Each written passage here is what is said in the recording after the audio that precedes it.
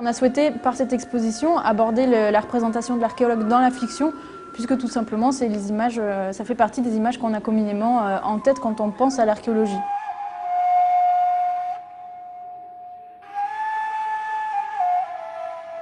L'exposition est faite à partir de sources très variées. On a présenté à la fois, bien sûr, des objets qui sont directement liés à la fiction, des affiches de films, des photographies de tournage, des bandes dessinées, puisque là aussi c'est un média qui a beaucoup véhiculé l'image de l'archéologue. Et on a aussi comparé avec des objets archéologiques réels, le chaudron de Gundelsrup par exemple, des amulettes égyptiennes ou encore une représentation du démon Pazuzu qui nous est prêté par le musée du Louvre.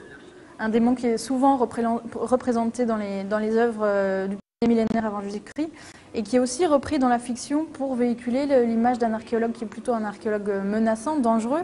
C'est le cas dans le film L'Exorciste.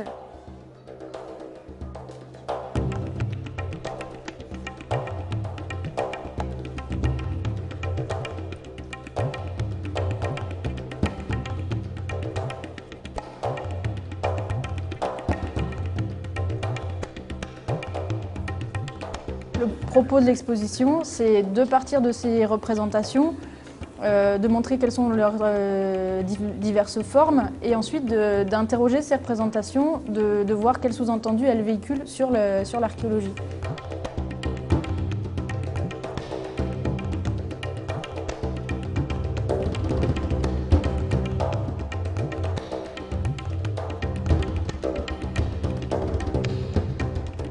L'archéologie fascine tout un chacun. Je pense que voilà, on a tous enfants voulu être archéologues avec en tête des images d'une archéologie qui permet d'aller à l'étranger, qui permet de découvrir, de faire des découvertes que personne n'a réalisées.